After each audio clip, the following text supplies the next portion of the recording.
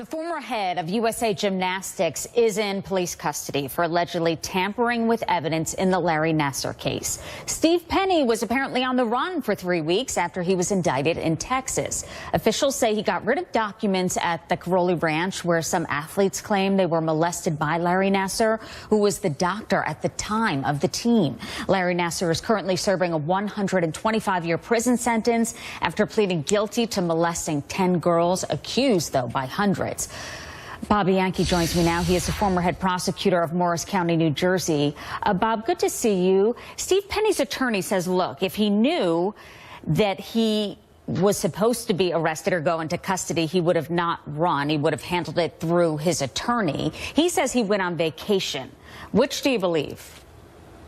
It's hard to say, you know, not knowing all of the facts as to whether he was on the run or not, but he should be on the run because he is facing a boatload of problems with respect to the charges that are currently pending against him, for which he's been indicted, which carry up to a 10-year prison sentence. In addition, Susan, in my mind, as a guy who ran a prosecutorial agency, I wouldn't be stopping there. I would be seriously looking at further indictments for aiding and abetting the abuse of these girls, given the statement that he made, which to me was absolutely not only immoral, but in my mind, criminal, where he indicates he just didn't think he had a responsibility to those kids, so he didn't report it to police. And lastly, Susan, the thing that's really important about the indictment that just came out, that is the tampering with evidence, the destruction of evidence, that goes to what we call consciousness of guilt. Knowing an investigation is going on, asking for those records to be delivered to him across state lines, and they were either destroyed or hidden from investigators. No bueno. He's in big, big trouble.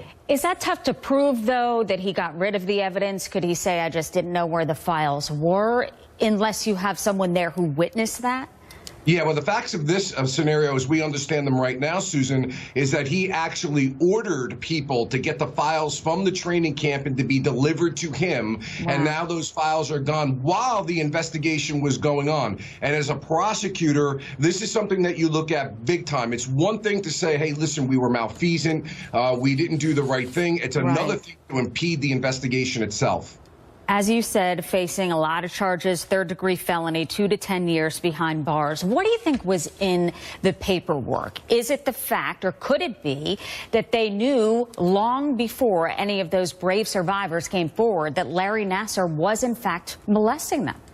Yeah, well, the evidence in this case is consistent. What I've seen organizationally as a prosecutor with many organizations where there's two gymnasts in particular 2 years prior to this that went to them and said to the United States Gymnastics Association and said, look, we're being molested here. There are girls, young girls being molested. And the evidence seems to show that everyone just basically either benignly didn't do anything or knew about it and didn't say anything or contact anyone or even remove Nassar from his position. And unfortunately, this is not something that is uncommon, but that is clearly the facts of this particular case. That's why when the investigation started, Penny asked for all those documents to be delivered to him, and now they're gone.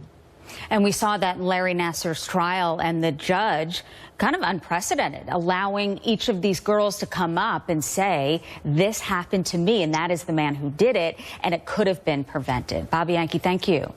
You got it.